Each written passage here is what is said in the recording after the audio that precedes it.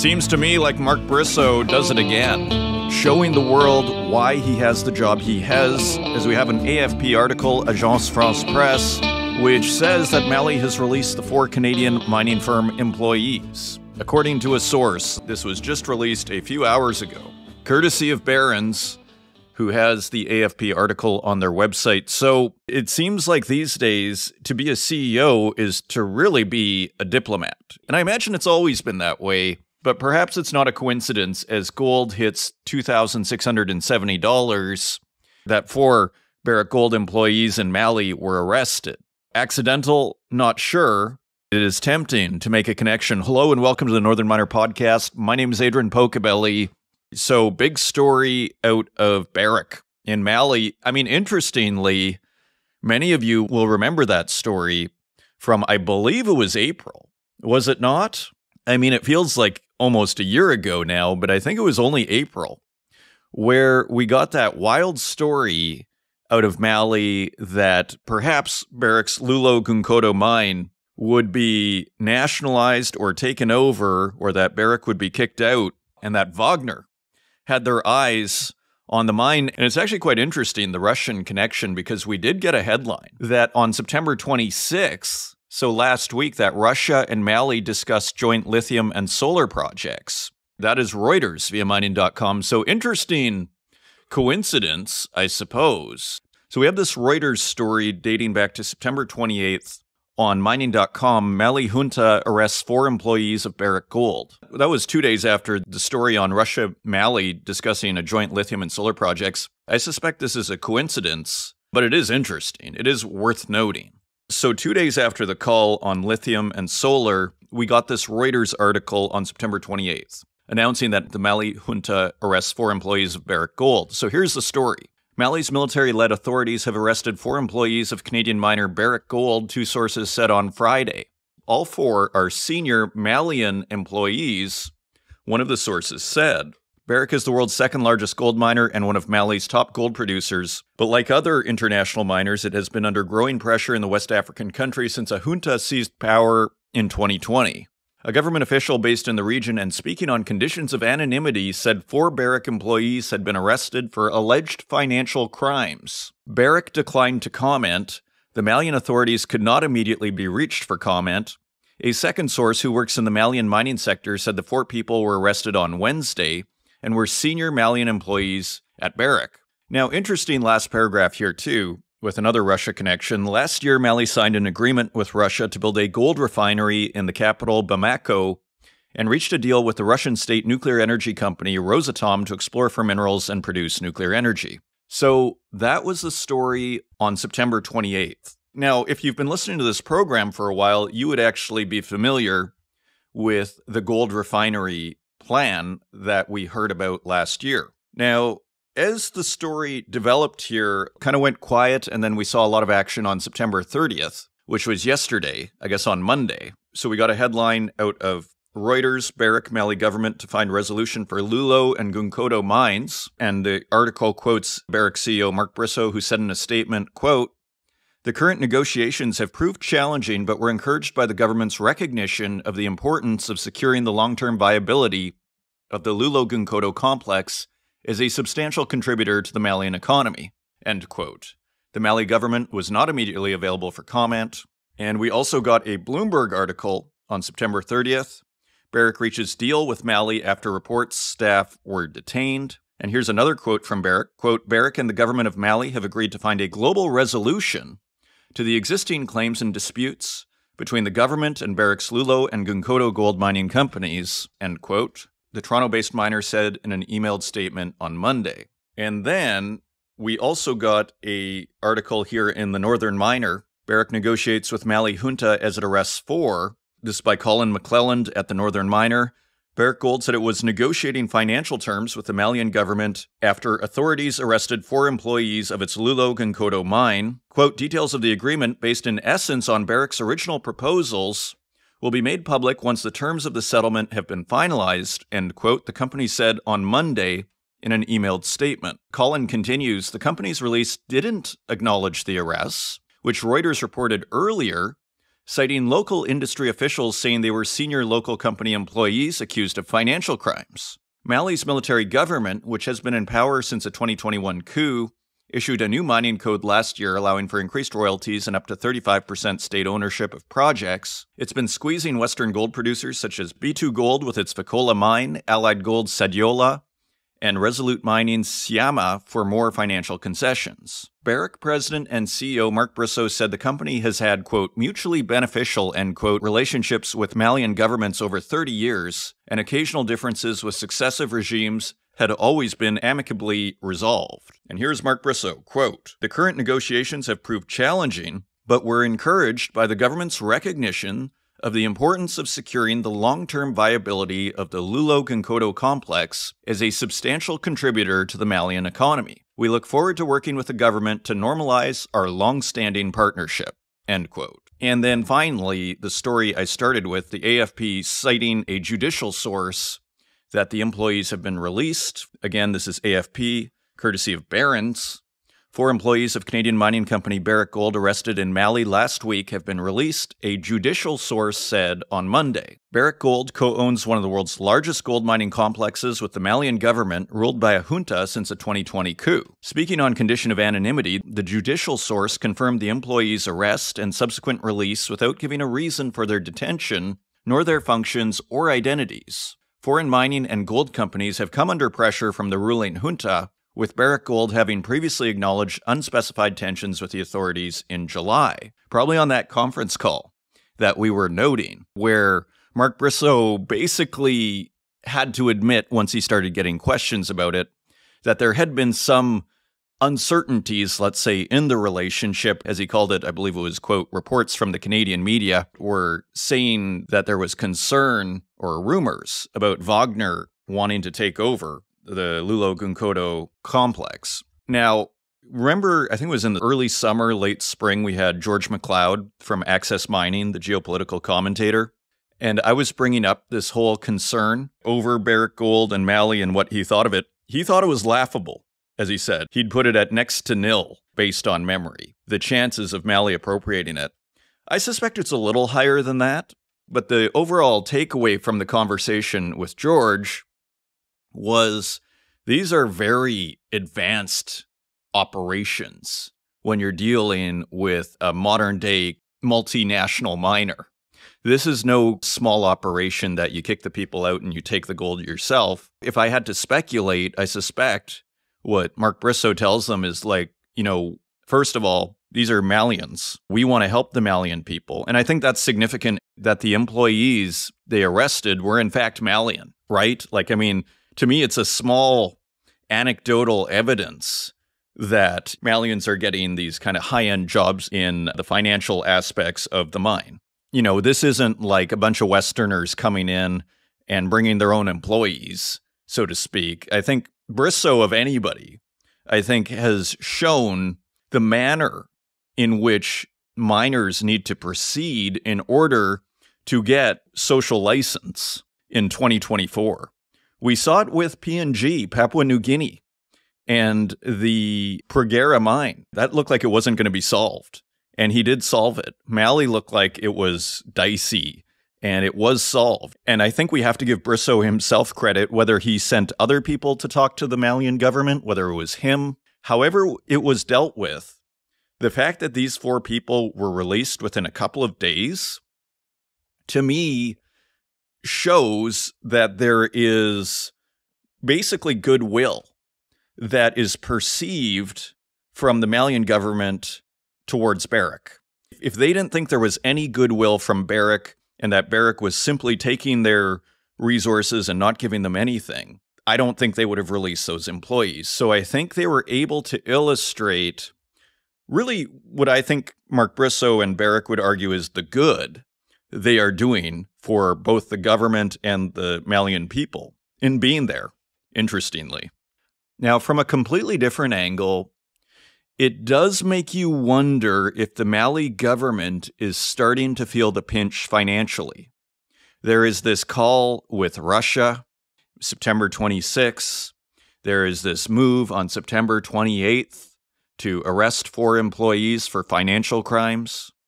at Barrick's Loulo-Gounkoto mine, right? So there is another way of looking at it, which is maybe there's a bit of a cash crunch going on right now. Pure speculation over here, but interesting that these events happen side by side. Just to turn to the Russia-Mali article that was published on September 26th, this is Reuters via mining.com. Russia-Mali discuss joint lithium and solar projects. Russia and Malian officials on Thursday discussed joint lithium and solar projects in Mali. The West African country's Ministry of Economy and Finance, Aluseni Sanu, said at an event in Moscow. Mali's Mines Ministry said in July it had signed a memorandum of understanding with Uranium One Group, a subsidiary of Russian state nuclear firm Rosatom, to develop a lithium project in the southern area of Bugula. And we have a quote from Aluseni Sanu, Minister of Economy and Finance in Mali, who said, quote, "We have given all the legal documents, the feasibility tool is underway, and I think that within 24 months the unit will be able to start the first lithium production in Mali," end quote. And he said that on state television broadcaster ORTM on Thursday. And it also says here, the plant will be built by Rosatom, subsidiary Nova Wind. And a final quote from Sanu, quote, "All the legal documents have been drawn up. Construction of the plant will begin within 5 months."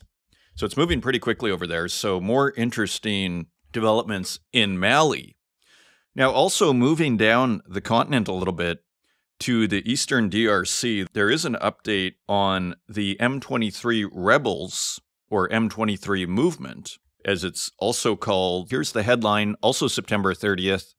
United Nations says Congo rebels generating $300,000 monthly in seized mining area. Again, this is Reuters via mining.com. Rebels in Eastern Democratic Republic of Congo have consolidated control over the Rubaya coltan mining region, imposing a production tax estimated to generate around $300,000 in monthly revenue, the United Nations Security Council heard on Monday.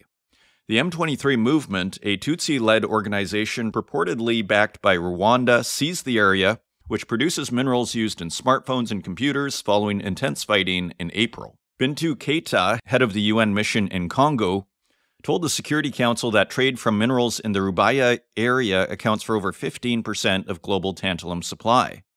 Congo is the world's top producer of tantalum, which is considered a critical mineral by the United States and the European Union. Quote, "This generates an estimated $300,000 in revenue per month to the armed group. This is deeply concerning and needs to be stopped," Keita said. Keita continued, quote, "The criminal laundering of the DRC's natural resources smuggled out of the country is strengthening armed groups, sustaining the exploitation of civilian populations, some of them reduced to de facto slavery, and undermining peacemaking efforts," end quote. Finally, scrolling down a bit, Keita said that as profits from mining have surged, armed groups have become militarized entrepreneurs, making them stronger both militarily and financially. Quote, "Unless international sanctions are imposed on those benefiting from this criminal trade, peace will remain elusive and civilians will continue to suffer," end quote. So this story is not going away. Interestingly, that one area of Rubaya, again, provides 15% of global tantalum supply. You know, as Juan Biset says in our upcoming feature interview, I wouldn't want to be in Africa's shoes. You see here in the eastern DRC, these poor people, the numbers are staggering. Let's continue in Africa. Good news on the Libido corridor. This is quite interesting. Anthony Blinken was speaking at a roundtable event on the sidelines of the UN General Assembly. And this is what he said, quote, "The Libido corridor connecting Angola, Zambia, the Democratic Republic of Congo is one of our biggest projects. Since 2022, the United States and other G7 members have been working to finance infrastructure projects that support economic growth all around the world," end quote. Speaking of the work of the Partnership for Global Infrastructure and Investment, he said, quote, "We've been bringing together governments, business, financial institutions to pool our resources, to pool our expertise. The goal, the objective, is to build quality, sustainable infrastructure from roads to clean energy to fiber optic cables. We're doing this with the highest standards of transparency, labor, and environmental protections, in partnership with communities to make sure that we're being responsive to their needs. He also said, quote, "The coalition that we've built includes 3 African countries, 2 of our G7 partners, and the Africa Finance Corporation and African Development Bank. So far, the United States and our partners have committed over $4 billion to libido corridor projects. Together, we're expanding access to clean energy, the internet, healthcare, and we're upgrading and building railways, roads, and bridges."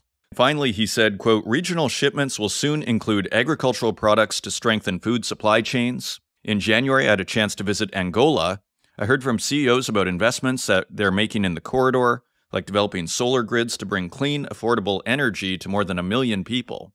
Just moments ago, several members of the group announced new steps forward to build a railway connecting Zambia and the port of Libido." I think it's significant that he doesn't mention copper, which I would argue is the elephant in the room here. So that is from Voice of America, voa.gov. And we also got some news here on VOA News. China, Tanzania, Zambia sign initial agreement on new railway project. Now, remember, we were just talking in the last couple of weeks, I think it was 2 weeks ago, how China has kick-started their own railway from Tanzania to Zambia. So again, you see the importance here. Here you have the Secretary of State of the United States saying it is, quote, "one of our biggest projects," end quote. And here we have the China, Tanzania, Zambia agreement on the key railway project that we mentioned a couple of weeks ago. And I was looking at that story again, just out of curiosity, which plans to join Tanzania and Zambia, of course, in the copper belt there. And just to give you a sense of the importance of this railway, listen to this. China, Tanzania, and Zambia signed an initial agreement to rehabilitate a decades-old railway aimed at improving the rail sea transportation in resource-rich East Africa, Chinese state media said on Wednesday. So this was back on September 4th, and we mentioned this. But listen to this. President Xi Jinping witnessed the signing of the Memorandum of Understanding on refurbishing the 1,860-kilometer Tanzania-Zambia Railway Authority railway with the Tanzanian and Zambian presidents who were in Beijing attending the Forum on China-Africa Cooperation, according to the state-run Xinhua news agency. Like, I always talk here how natural resources have become front and center issues in the highest corridors of power, and here is President Xi Jinping witnessing in person the signing of this Memorandum of Understanding with the Tanzanian and Zambian presidents for this railway, right? And I think that speaks volumes. I think it's actually significant, as I was mentioning earlier, that copper was not mentioned by Anthony Blinken, at least not in the quotes that I saw in that article, because I think it's the elephant in the room. And I think that's probably purposeful. It's almost like attention does not want to be pointed to the fact that this is very much about copper, among other minerals, as we've seen in the eastern DRC, but copper front and center. And of course, if you just zoom out here, we see these railways being developed that go from the copper belt. In other words, Zambia passes through the DRC for the Libido corridor towards Angola, the western side of Africa. And then if you look on the map, Tanzania is to the east. It kind of tells you everything you need to know, doesn't it? As they say, a picture is worth 1,000 words. And finally, just a couple of headlines here. This is state.gov, which is a State Department in the United States. Secretary Anthony J. Blinken and Norwegian Foreign Minister Espen Barth Eide at the signing of a memorandum of cooperation on high-standard, market-oriented trade of critical minerals. So more movement here on critical minerals. When Blinken's not visiting a war zone, it seems like he's making deals, or his undersecretary, Jose Fernandez, is making deals on natural resources. Our bread and butter out here, and we have other developments on this in our news section. So we have an excellent show for you here today. We have SRK Consulting, Finley Fraser and Andrew Larish, who discuss the software that they've been developing, HiveMap 3D. A really interesting interview on the bleeding edge for this week's Spotlight. And we also have consultant and former Undersecretary of Mining and Sustainability in Argentina, Juan Biset, on the latest developments out of Argentina. How is the sentiment? How is the mining narrative evolving within the public? Very interesting discussion on that. Also, recent developments with incentives that the government is providing to attract investment, particularly in mining. So a wonderful show ahead of you. Thank you once again for joining us. If you want to find us online, you can find us at northernminer.com. You can find us on X at northernminer, You can find us on Instagram at The Northern Miner and on Facebook, LinkedIn, and YouTube, where we also host these podcasts and wherever podcasts are available, including Spotify, SoundCloud, and Apple Podcasts. And with that, let's turn to Finley Fraser and Andrew Larish of SRK Consulting for this week's Spotlight. Joining us today, I'm very pleased to welcome to the Northern Miner podcast, Finley Fraser, Principal Structural Geologist, and Andrew Larish, Senior Consultant in Rock Mechanics at SRK. Gentlemen, welcome to the show. Thanks for having us, Adrian. Thanks for having us. It is an absolute pleasure. SRK, we've talked to several people from SRK over the course of the show in the last year or so, and it's always quite interesting. Again, it's a name I've seen in the Northern Miner newspaper since I started over 10 years ago. SRK has been a recognizable brand, so to speak. So tell us, Andrew, if you can get us started, you guys are working on something called HiveMap. What is HiveMap? What are you working on?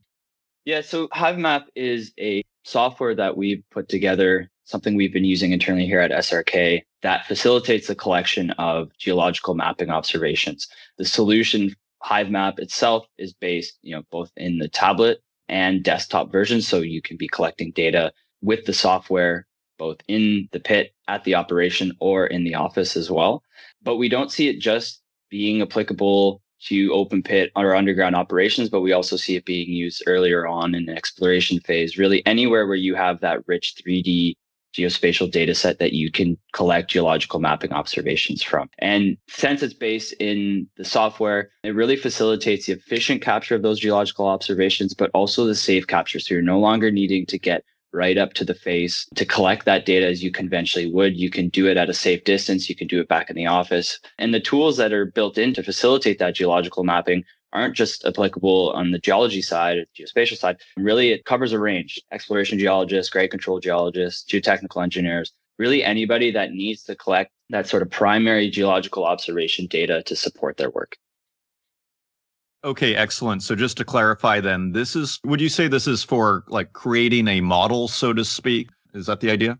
It would precede any actual geological modeling in itself. It's actually built to facilitate the earliest geological observation you'd make, something that, conventionally you'd be making out with, for example, a compass, a Brunton, something like that, rather than being exposed at the face and having to take those measurements directly at the rock face. You're now taking a couple steps back and taking those primary observations on a tablet, on your desktop, whatever it might be. Okay, excellent. And so, Finley, where did this idea come from to build this tool?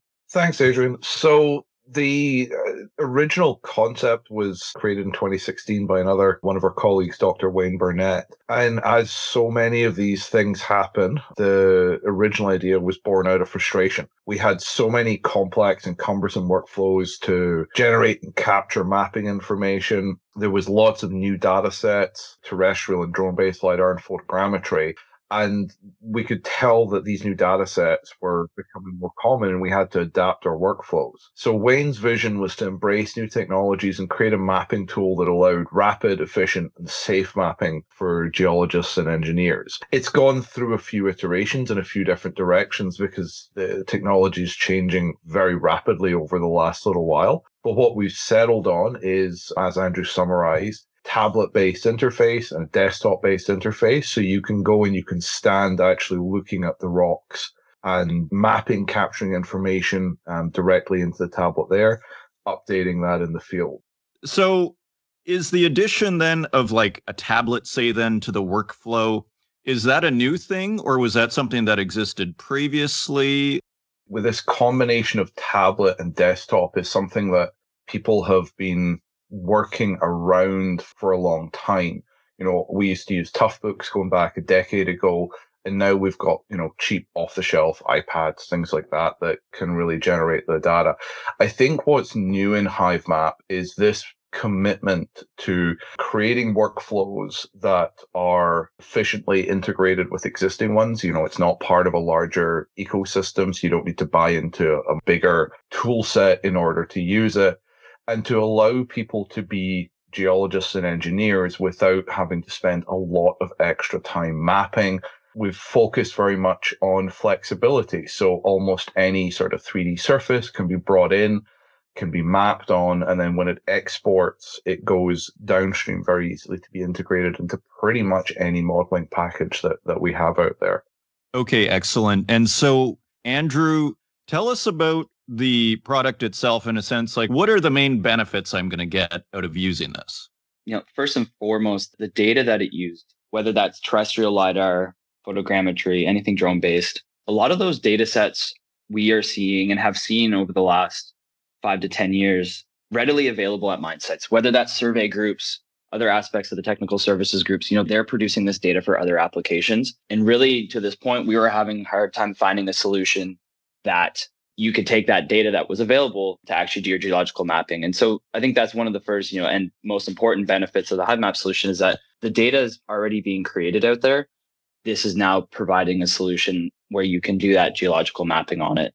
So you have that data available to you. You now have a solution that you can be using, whether it's in the field on your tablet or back in the office on your desktop, to efficiently collect those geological observations, which are going to become the basis of, for example, your downstream geological modeling, geotechnical design work, whatever it might be. And so that data is available to you. It's just how do you intake that in an efficient way where you can use it to do your geological interpretations.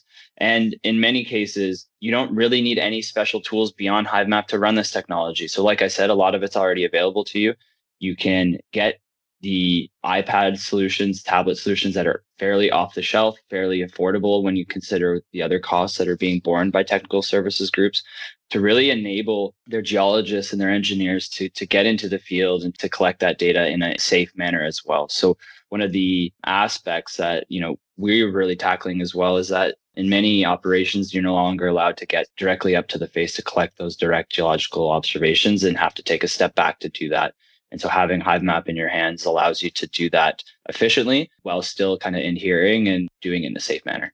Okay, excellent. And so just briefly then, it's a software ultimately that we're talking about here. It's something that can run on your general computer or tablet. Is that correct? You're absolutely correct. That's a core bit. So HiveMap is a system, it's a piece of software, it's an app, and we've worked really hard to make sure that it works across, broad range of solutions. So on tablet, it runs both on Windows-based tablets and on iPad. It is a PC-based solution at the moment, but the majority of the mining industry runs on PC. And the idea is that because it doesn't have any special hardware itself, it's easy to implement. You don't need to go and get some extra special scanner or super high-end computer to run it.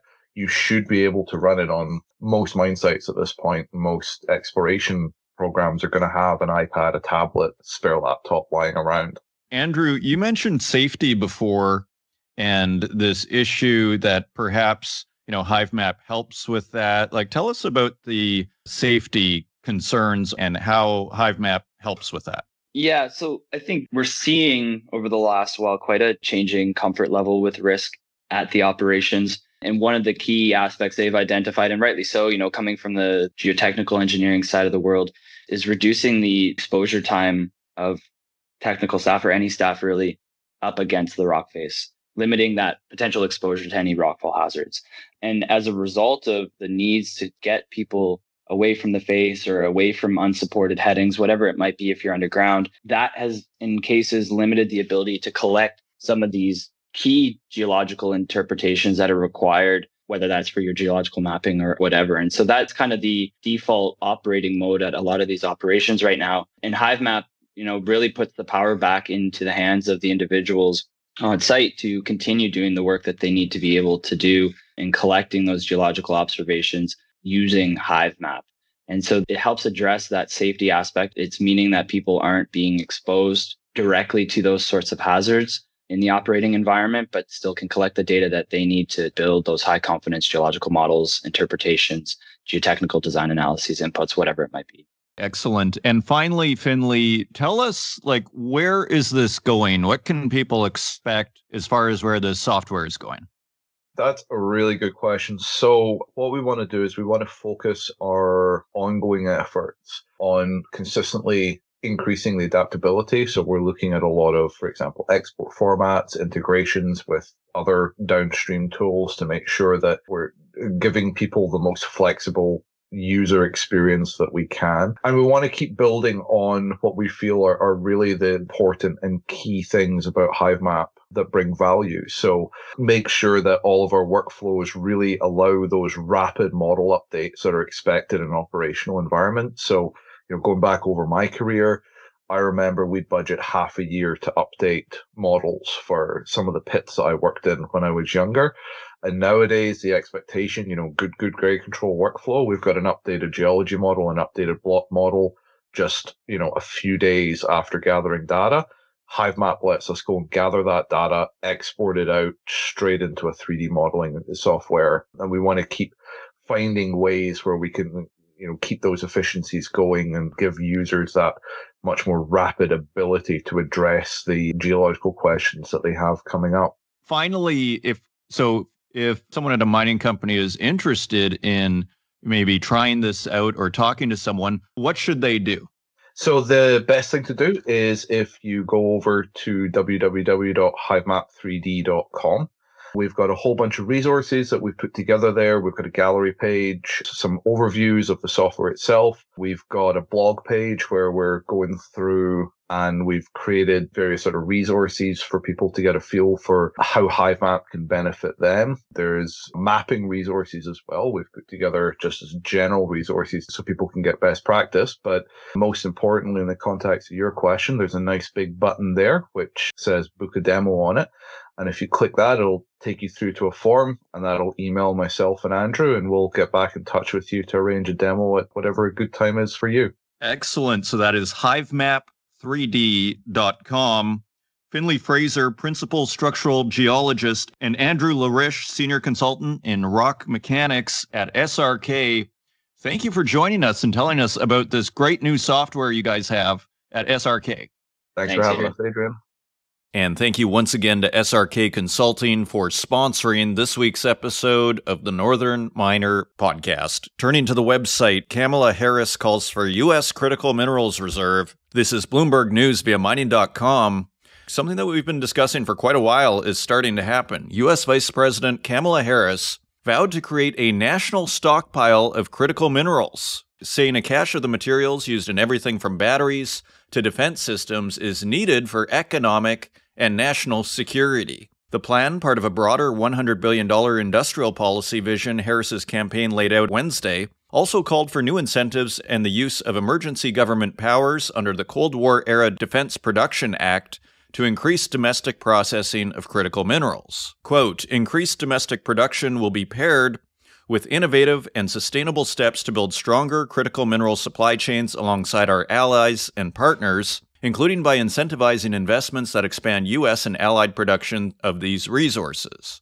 End quote, the Harris campaign said in a statement. They continued, quote, these efforts will reduce our dependence on China, which leads production on many critical minerals, end quote. And as we've learned, with BYD and even GM able to make a $7,000 or $8,000 car in China, it's about the supply chain. And you're never going to beat China at manufacturing unless you can basically get the minerals and process them as cheaply as China can.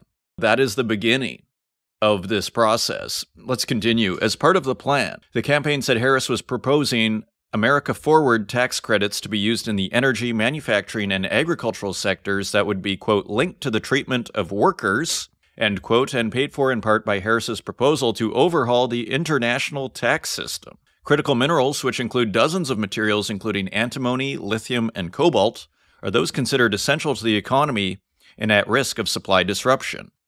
The House Select Committee on Strategic Competition between the U.S. and the Chinese Communist Party in December recommended creating a reserve of critical minerals, quote, to insulate American producers from price volatility, end quote, and protect against China's, quote, weaponization of its dominance in critical minerals supply chains, end quote.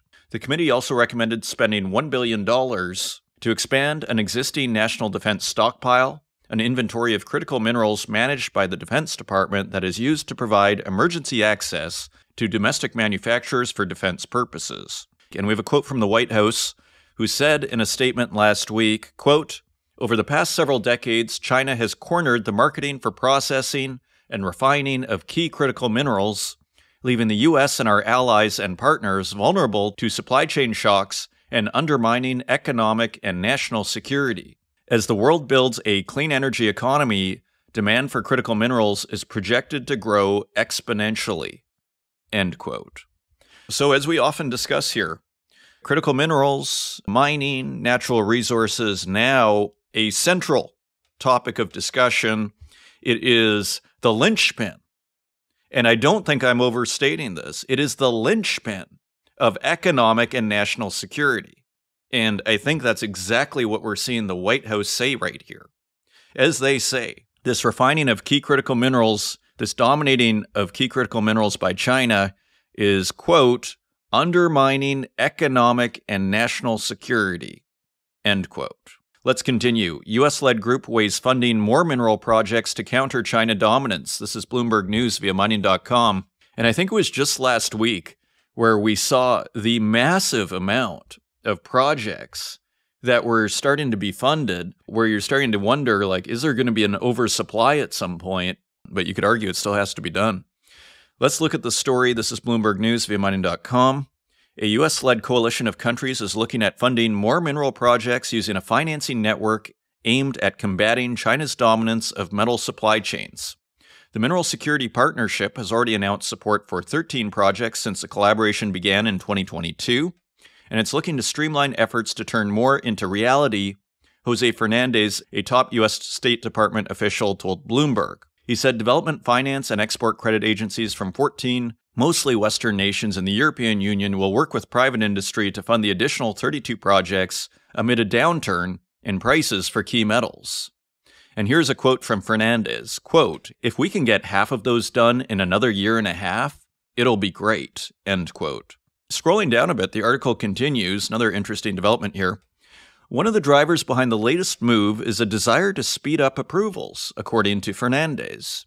Quote, "Companies are telling us they're losing out on tenders, they're losing out on projects because they complain about the paperwork.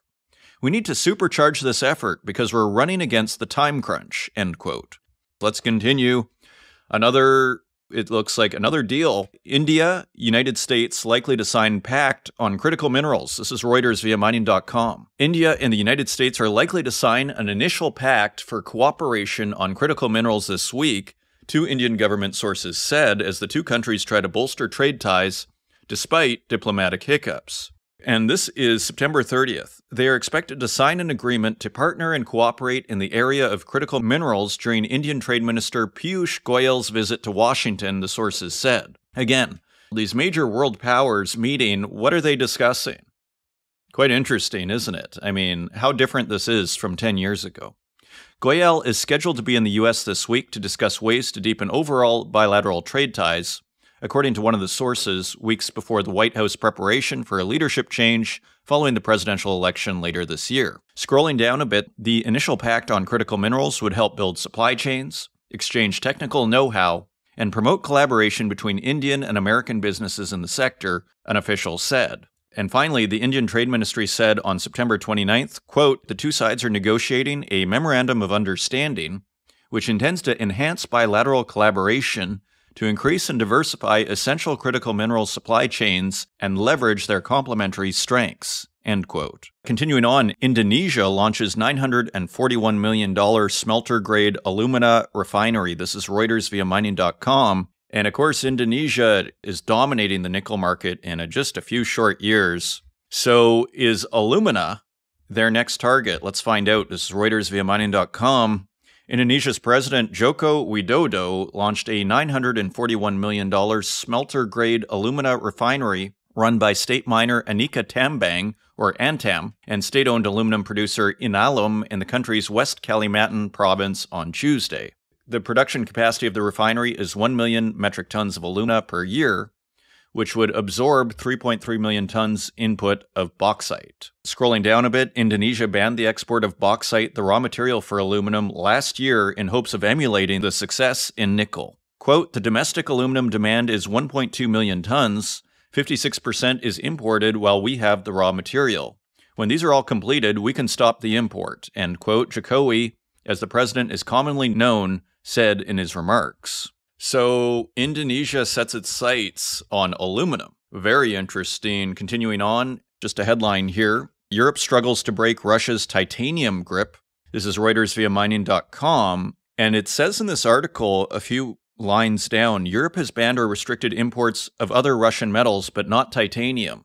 And this is one of the metals that Russian President Vladimir Putin was suggesting that Moscow should cap in response to Western sanctions and everything that was going on, I believe, with the long-range missiles. An interesting story of really Europe's dependency on Russia for titanium. Another article here, this Bloomberg News, how Europe's battery hope has become a symbol of the EV bust. And Northvolt AB is the subject of this article, and this is Bloomberg News via mining.com. Northvolt AB was supposed to power Europe's response to the likes of Tesla and China's fast-growing electric vehicle makers. Instead, the Swedish battery company is fighting to stay afloat. As it faces a crushing liquidity crunch, the company's creditors will meet Friday to decide on freeing up funds critical to its survival.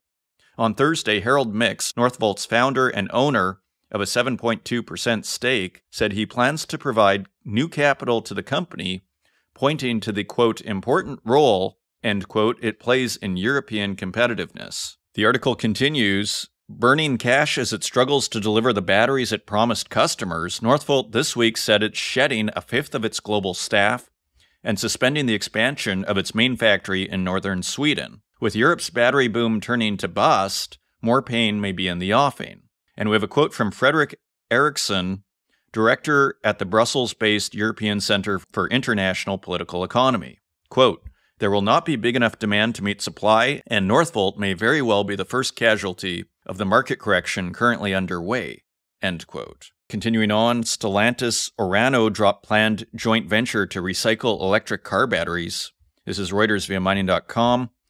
And just a couple of lines here. Franco-Italian automaker Stellantis and French nuclear fuels firm Orano have dropped their planned joint venture to recycle electric car batteries, both companies said on Wednesday. The two companies had signed a memorandum of understanding last year. The JV was to help recycle used electric vehicle batteries and scrap materials from Stellantis gigafactories in Europe and North America, with production set to start in the first part of 2026. Quote, Stellantis and Orano will not finalize the intended joint venture for recycling end-of-life electric vehicle batteries and scrap, end quote, the companies said, adding they are exploring other potential commercial relationships. Another headline, this is the Northern Miner. Filo shareholders approve BHP Lundin's $4.1 billion takeover. So that has gone through. And another headline, Rio Tinto aims to produce copper from Resolution Mine by end of decade. This is Bloomberg News via mining.com. And Jakob Stausholm, CEO of Rio Tinto, is saying that they are hoping to churn out copper from the long-delayed mining project in Arizona by the end of the decade. Quote, from a permitting point of view, we are towards the end of the process. We're talking towards the end of the decade that we can have production. End quote, Stausholm said Thursday in an interview with Bloomberg TV. Another headline, Freeport cranks up copper output as rivals scour for deals to grow. And that's an interesting story where also Freeport is echoing what many other mining CEOs are saying, which is that they're not looking to overpay on other assets like was common in 2011. And here's a quote from Kathleen Quirk, who became Freeport's CEO in June, and she told Reuters, ahead of the LME Week conference in London, quote, we're really focused on creating value from the assets that we have. I don't see Freeport as having to aggressively go out and have to overpay for things, end quote. Very interesting, and it looks like they're trying to just increase their output based on better leaching techniques. So really just trying to fine-tune the mine so that it is creating as much value as possible. Another headline, also reminiscent of the Freeport headline, tech CEO says to remain focused on organic growth. This is Reuters via mining.com. And just a couple of lines here. Chief Executive Jonathan Price said the company is developing several mining projects, but will monitor the market when asked about M&A at a seminar kicking off the LME Week industry gathering in London. Quote, our strategy remains very much one of organic growth for the projects that we have in our portfolio, Of course, like everybody, we can stay connected to the market to see if there's anything out there that would offer particular synergies. In a very competitive market, when everybody's looking for the same assets, how do you avoid paying away all of the value through the premium? End quote. So it really seems like the lesson of 2011 has been learned here. Final headline, Tanzania orders gold dealers to reserve 20% for purchase by central bank. Final headline, Rio Tinto offers early termination to de-evict diamond workers in Northwest Territories. According to a report, this is Jackson Chen at mining.com, and Rio Tinto looking to save costs ahead of the planned closure of the de-evict diamond mine in 2026, according to gem marketer Rappaport. So diamonds continuing to struggle. Those are your news stories. Now let's take a look at metal prices.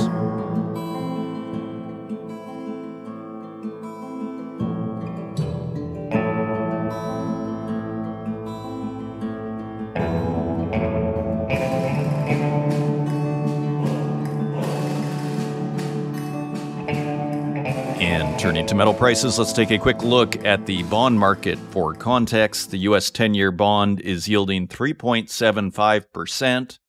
That is 0.02% lower than last week, so edging slightly lower. The UK 10-year gilt is yielding 3.95%.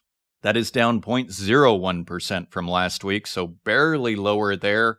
And the Italy 10-year bond is yielding 3.38%. That is down 0.14% from last week, so a bit of a bigger move in Italy's 10-year bond. Turning to precious metals, gold is trading at $2,670 even per ounce. That is $47 higher than last week. Silver is trading at $31.62 per ounce. That is 42 cents higher than last week. Platinum is trading at $977.10 per ounce. That is $18 higher than last week. And palladium is trading at $992.50 per ounce. That is $38 lower than last week. So most precious metals higher except for palladium. Moving lower, turning to industrial metals, copper is trading at $4.49 per pound. That is 19 cents higher than last week. Iron ore is trading at $92.98 per metric ton. That is $1 higher than last week. Aluminum is trading 5 cents higher at $1.18 per pound. Lead is trading at 96 cents per pound. That is 3 cents higher than last week. Nickel is also higher at $7.95 per pound. That is 44 cents higher than last week. Tin is trading at $14.93 per pound. That is 49 cents higher than last week. Cobalt is unchanged at $11.02 per pound. Lithium is higher at $10.77.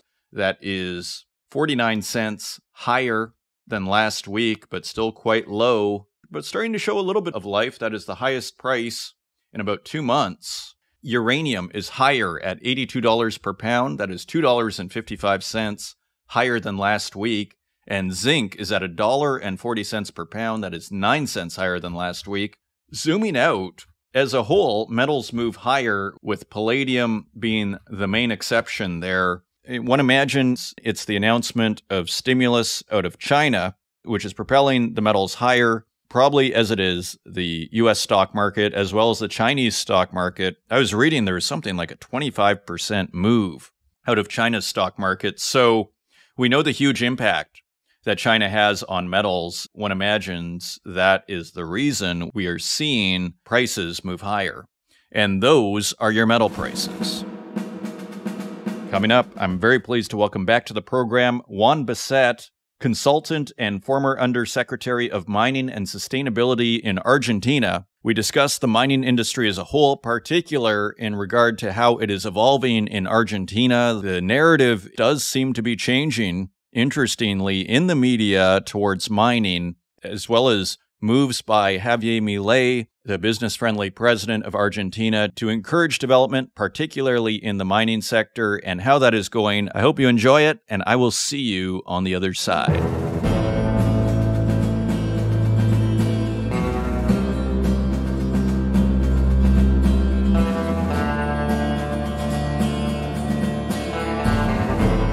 Joining us today, I'm very pleased to welcome back to the Northern Miner podcast, Juan Biset, consultant and former Undersecretary of Mining and Sustainability in Argentina. Juan, welcome back to the show.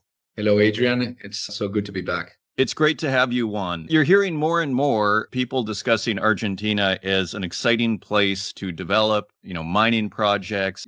I guess to start us off, how is the sentiment out there? How are you feeling about the mining business in Argentina right now? It's funny. You know how we miners, we feel that it's finally ordained the sun in terms of the global relevance of the industry, which it hasn't happened before. And I think that for Argentina's mining sector, it is happening as well. It is the first time in my professional life where I see mining being talked about and bandied around and even discussed in sort of news outlets. And all of this with a positive spin, the criticality, the climate change initiatives, the lithium, which is green in nature and friendly as a harbinger of more mining. That's beginning to sort of percolate down into society. I was looking at very interesting poll results that one of the main poll outfits in Argentina shared with me about how people see mining. For the first time in ever, it feels like ever, people are gung-ho and happy and interested and enthused. And not just in mining jurisdictions along the Cordillera in the Andes, like across the board. So there's a new, fresh look at the industry that's very encouraging and very nice to see. Put it this way, 10 years ago, it might have been thought to be impossible, something along these lines. But, just last week, I was seeing how a member of the Green Party in Germany was also excited about mining. And I mean, that really turned my head. I never imagined I would see that sort of enthusiasm for mineral extraction from the Green Party in Germany, of all places. So it's very interesting to hear that you're seeing something similar in Argentina. There's a number of factors that feed into that phenomenon. I think that for one, if you want to go super local, I think that Argentina, through lithium, has begun to see the positive results of developing your mining riches. There's jobs, there's a lot of activity, there's even a little bit of too much going on at the same time. So we can discuss that later on. So locally, people see that mining is A, not a monster to be feared, and B, good news. And then I think also more global level, I think that, and going to that point of yours of the EU and Germany of all places being, positive on mining development, I think that this tension, this geopolitics is here to stay, it's not going to go anywhere. You might want to discount a little bit the sort of the short-term market noise and, China's soft property market and all that, which always has a big impact on current prices. But if you look at it from a mid-term, long-term perspective, the days of buying from a shelf your commodities is gone, if it ever existed. The WTO mandated world is in the dustbin of history. So what's going to happen now? Well, people have finally understood that you need these raw materials for a number of reasons. I would say that climate change and the energy transition is just an accelerator of that thought. And also, if I may say so, a good quote unquote selling point, because again, it brings a greenish hue to what used to be seen as a very bad gray sector. So anyways, I think that the West, of all places, is reacting to the state of play. And you can see that all across the news. I'm a follower of the show, of course, and it is, very patent how finally, and again, this other point I would say, Adrian, the playing field was not level. You had, on the one hand, market-driven companies looking for assets around the world, and on the other, a major centralized government pulling the levers. So that's not a level playing field. So there is a role for, I would say, two things. Governments, and you can see that happening. There is the EU and the US and the Critical Minerals Alliance.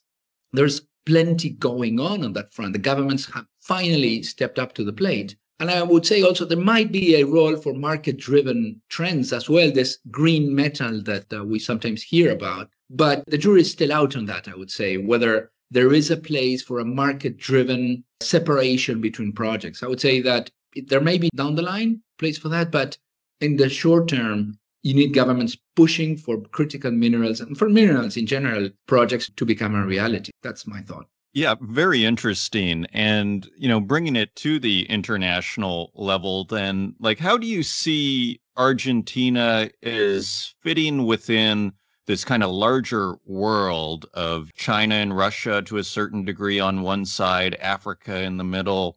Where does Argentina fit into this? I mean, didn't the US recently come down to Argentina? And wasn't there some sort of at least a deal in spirit, so to speak, a memorandum of understanding, perhaps, that was signed between the U.S. and Argentina? How does Argentina fit into all this? Absolutely, Adrian. There was a visit by Jose Fernandez to Argentina recently. He's the Undersecretary of, I think, Economic Development. And there was an MOU and a Memorandum of Understanding put together and signed. And this ties into a prior Memorandum of Understanding signed with the EU as well.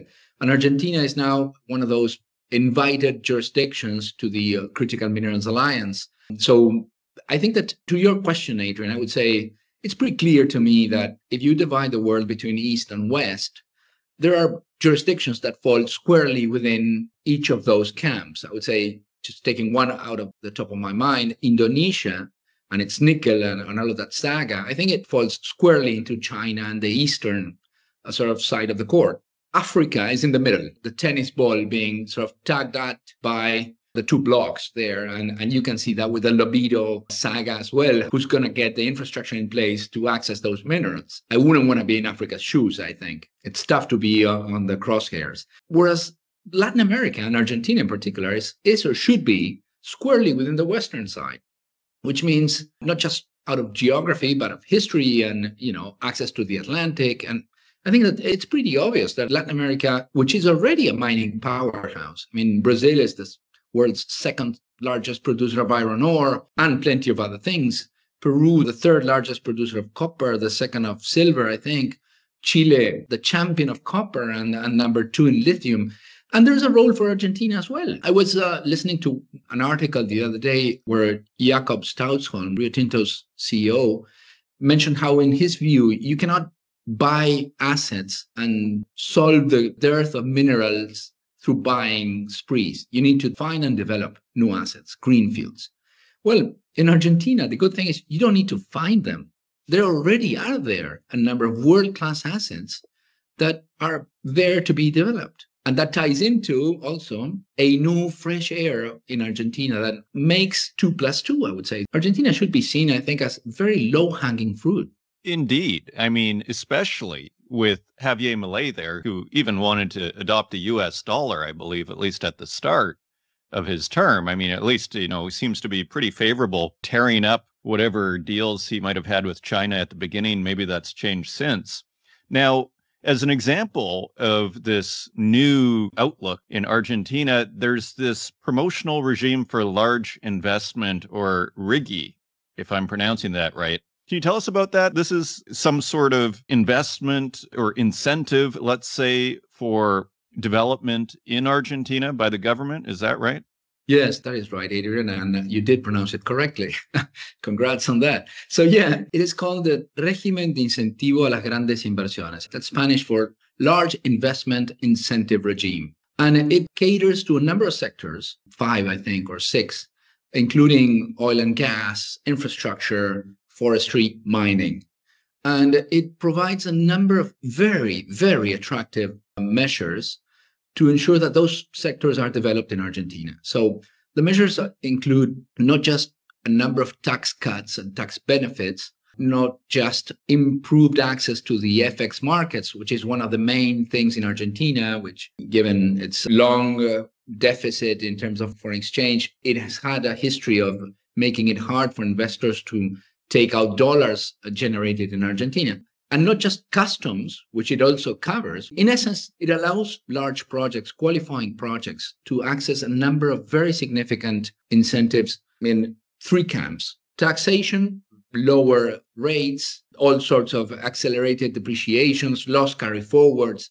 It's very, very interesting. Customs, you can import and export freely, and FX markets. You can access hard currency markets easier than other projects. And in 3 years' time, you can access them completely free. The thing about RIGI, and this is the game changer, as some in the industry have considered it, is that it's learned its lessons from a prior similar regime that Argentina had in place since the 90s, and which, by the way, is still in the books, which is the mining investment law. It had a number of similar incentives, but it was solely directed at mining, and it ran into some headwinds. In its long history, some of the incentives were construed poorly by local courts and what have you, and made sort of life hard for companies to enforce this investment regime. Well, taking lessons from that saga, what RIGI does is all of these incentives are stabilized for 30 years. And they're very strongly built into the law. It means if the law gets abrogated, if something changes, if a new tax rises, if new FX restrictions are in place, none of those apply to you. And learning from the mining investment law, the onus is on the government and not on the company to demonstrate the new tax does not affect you in any way, so you have to pay it. It used to be under the mining investment law the other way around. The government would create a tax and have you defend in court how that affected you. Well, this has changed. And I would say that the most important, the real sort of gold nugget in RIGI is that it has created an enforceable legal mechanism. If you fall out with the government, if a new government comes in place and sort of erases the whole thing, you have access to international arbitration before the World Bank ICSID or the International Arbitration Board. So this means that you can take the government to court in a place where you can enforce your judgment. I know this is not ideal. As a mining company, you don't want to litigate, but it's the best that you can get in a jurisdiction like Argentina. It is a little bit, Adrian, I would say, like carving out what a more stable prime jurisdiction, let's say Canada, looks like: stable, predictable, enforceability of judgments, and bringing that in country for a number of sectors. This is not Canada. This is Argentina with RIGI. So, you could argue that there is a degree of risk, but it is as good as it's going to get. And it is also super aggressive and super attractive. And there's a lot of optimism and expectations by the government to have RIGI become a central piece of their economic policy. That is fascinating. I mean, this was only done in, I think it says July 8th here on at least PwC's website where they talk about it. So are you already starting to see the effects? Like, are you seeing enthusiasm out there? Like, are you hearing about new developments in Argentina? I assume this would also include, like, interestingly to our earlier point, like if China wants to invest in Argentina, the government, they're not trying to discourage them, are they? No, Argentina is not in a position to discourage investment, unfortunately. So it'll take all comers. So I think that the onus is on the investors to make haste and get into Argentina quickly. Also, I think this is a good point. By design, RIGI was made as a short window of opportunity. You need to submit your project within 2 years. And once you're approved, you have 2 years to spend 40% at least of the investment plan. That is short for mining projects. So I think what RIGI is trying to do is to sort of kickstart those wasted assets, if you will, those large mammoth copper, moly, gold, silver deposits that are already well known, that have been drilled through, a number of years now, and have them become a reality. The government built into RIGI a 1-year extension, so that they're going to wait and see how this whole thing develops. But you have to make haste. It's been received very well by industry. And as I mentioned, there are a number of sectors, not just mining.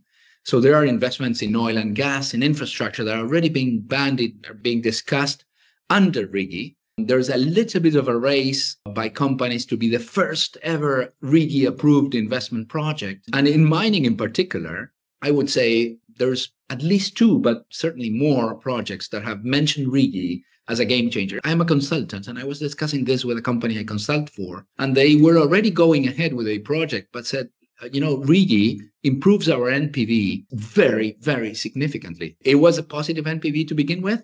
Now it's a fantastic eye-catching NPV. thanks to RIGI and all of its benefits and tax breaks. In terms of new announcements, I would say two come to mind. BHP Lundin's gigantic Vicuna district in the making, Filo del Sol and Jose Maria, and there's plenty more there that they keep finding. It's a little bit of you drill, you find there. They've already mentioned RIGI as a very significant point in their decision to move ahead, which they have announced. They are moving ahead with Jose Maria, which is the one that's closer to the end line.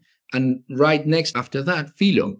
They've mentioned an investment overall between those two projects of $7 billion US. And I think that Jose Maria would take like three and a half or something along those lines. The other project that was mentioned after RIGI and included a specific mention of RIGI was First Quantum's Taca Taca. This is a project up in the north of the country, copper and porphyry as well, and they're looking for a financing investment, for a financing partner to bring it together. And it's a $2.8 billion project.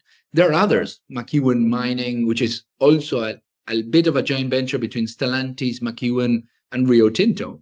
Los Azules project. There, Glencore has a number of very significant projects on its portfolio, Mara in Catamarca or El Pachón in San Juan, all of which are very mining-friendly jurisdictions. So I would say, Adrian, copper is happening. Much to my surprise, I would say, copper is happening. It is happening in Argentina. And just briefly on that, I mean, what are the main metals? Is it basically lithium and copper that are the main kind of stars of the show here? Or are there other metals as well that you're seeing are, kind of prominent, you might say, in the mining industry in Argentina? Well, I would say the metallic portfolio of Argentina is basically four things. Currently, the largest exports are in gold. Then you have silver, lithium, and copper, of which we produce zero. Argentina produces zero copper, sitting right next to Chile's 5 million tons of copper per annum. So that goes a long way to say, how much of a potential there is. Those are the four more relevant ones. There's uranium. There's a very significant potash project in the south of Mendoza, in the middle of the country, that at a time was being developed in conjunction with Saskatchewan projects, which I'm sure you're familiar with, by Rio Tinto, but got caught in the middle of a bad timing in Argentina, and it got frozen. So there is more, but I would say the stars of the show, to take your expression, are certainly lithium and copper. Super interesting. So this all sounds great, right? And a lot of people are excited, but there is still skepticism out there on Argentina that, okay, sure, we have a new government, but maybe the next government goes right back. Like, just in general, maybe it's been a tricky place to work. You're a consultant in the mining industry in Argentina. Like, what are the big challenges you're seeing as far as making this kind of work and happen? Well, I would say, to the first point, Adrian, we all want to see a number of successive business-friendly administrations passing the baton, if you will, between one to the next, until Argentina becomes a haven of foreign investment destination, if you will. I think that this very intelligently designed RIGI is the next best thing. You have this mining-friendly, business-friendly administration. Javier Milei is a libertarian, a bit of an eccentric in the sort of etymological meaning of the word, as in away from the mainstream. But he's certainly very pro-business, and he means business. He's an economist by trade, so he knows what makes an investment decision make sense. And he's really pulling his weight in that direction. So if I were a foreign investor, I would be from mildly to quite interested in changes in Argentina, depending on your risk profile. As to what are the challenges, I would say there are a number. Chile produces 5 million tons of copper and has been producing for 30 years. So it has a lot of things going on for it, like an ecosystem of mining companies and suppliers, infrastructure that Argentina has not yet put in place. So I would say, off the top of my mind, I would say, the suppliers, the development of those suppliers, and I'll talk to that in a second, and the infrastructure that's so key for these projects, some of which will be offered by the very projects. You only need, as a government, to coordinate among them and to make sure that, whatever power line a project needs also serves to kickstart the neighboring project. That sort of thing. So there's a little bit of coordination that needs to take place. And I'm sure, a little bit of investment as well. So I would say infrastructure. In terms of suppliers, and I would perhaps make this a broader point, suppliers as part of the community and of the expectations of the community. In Argentina, the provinces are the owners of the natural resources, including mining assets. And they have put in place a number of local regulations that, in different degrees of strictness, promote a certain level of local content. So if you're going to be building a mining project in Salta, let's say, 70% of your suppliers must be salteños, must reside in Salta, have their local offices and whatnot. That's a huge number. And I think that the jurisdictions will need to come to terms with the fact that there's probably not enough suppliers to cater to all of these projects happening at the same time. So there will be a little bit of fine-tuning needed in this expectation. But perhaps the final point, and talking about communities, these are greenfields, Adrian. So it means that some communities will be exposed to mining and its reality for the first time. And I was listening to one of your shows, and there was this discussion about ESG being dead or so baked into the thinking of the companies that it's not mentioned that much. And there was, I can't remember who, but said that they comply with every ESG metric under the sun and still haven't seen any bottom line results that show that. Well, yeah, all very true, but I'm a lawyer by trade. And this idea, as a manager of a company, as a board member, you owe certain duties to your shareholders. Those are fiduciary duties, they're called. And they're basically three. The duty to comply with the law, which is called duty of obedience. The duty of care, which means you need to make informed decisions. And the duty of loyalty, which means you need to act in the interest of your shareholders. And that's super baked into the thinking of every sort of manager under the sun. That said, I think that that's to a certain extent the expectation of communities that see the mining asset as theirs. So whether you like it or not, if I were trying to develop a mining project in Argentina or elsewhere, a mining project from scratch, I would try to keep that in the back of my mind. This community sees this asset as theirs. And I want to be perceived as complying with those duties, that I comply with the law, that I make informed decisions, and I share them with them, and see that I'm acting in their interest as well, and not just purely looking for shareholder value. I think that that's a little bit of a paradigm shift or a thinking shift that I would advocate for to make sure that all of this action is done as seamless as possible and for the benefit of all in concern. I had a similar thought when I heard that, when we were talking to Henry Lazenby, and he was talking about someone he had heard at the conference who was saying, ESG hasn't helped our bottom line. And I thought to myself, I'm not sure that's the point of ESG, to make you more profitable. That would be nice, and maybe that can happen in certain cases. But I think, to your point, it's kind of again, it's about social license to a large degree, and it's about making those people who you're working with and working in that community feel like they are a part of this project. They are benefiting, as Jorge Ganoza was saying, having a shared purpose, true engagement. Exactly. True engagement in the sense that it's not perceived as window dressing or greenwashing or just going through the motions, but rather keeping in mind that, again, maybe this is not the way you think about the asset. You've found it, sort of explored it, permitted it to you, i.e. mining executive, this is your asset. And you have every right in the law to develop it as you see fit. Well, this is not how the communities look at it. So even if it takes a little bit of, thinking outside of the box, I would certainly encourage that thinking to happen, because otherwise this mismatch, it'll bring heartache down the line, or it may bring heartache.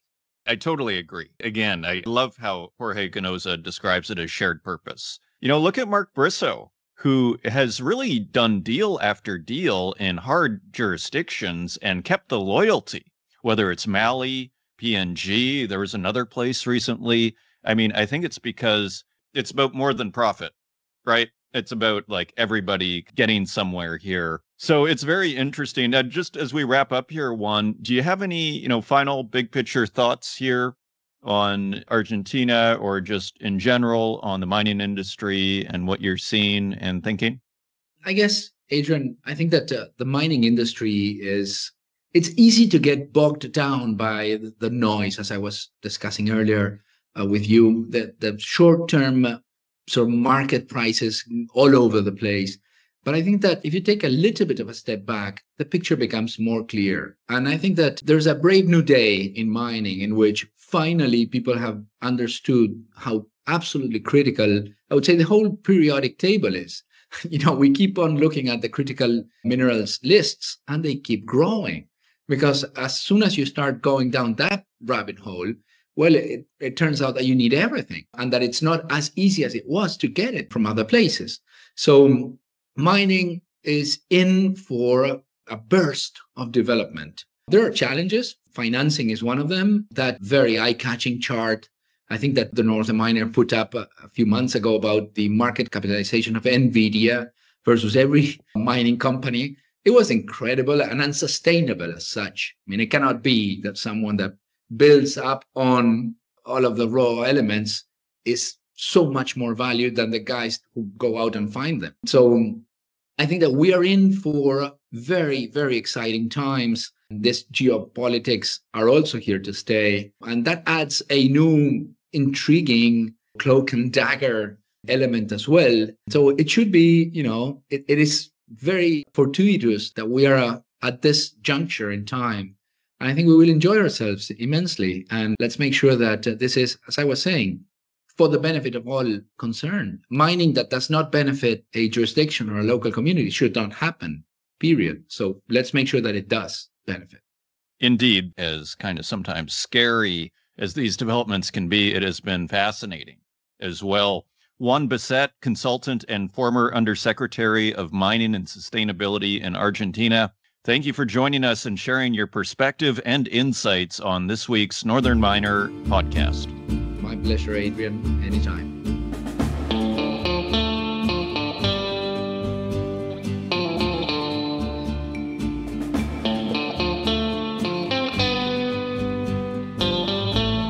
Big thank you once again to SRK Consulting for sponsoring this week's episode of the Northern Miner podcast. And also a big thank you to Juan Biset for joining us once again and sharing his very interesting perspective on what is happening in the mining industry in Argentina. And thank you, dear listener, for joining us once again in this very interesting sector of the news called natural resources. If you want to help out the podcast, please leave us a review in the Apple Podcast directory, share it with your friends, and until next week, take care.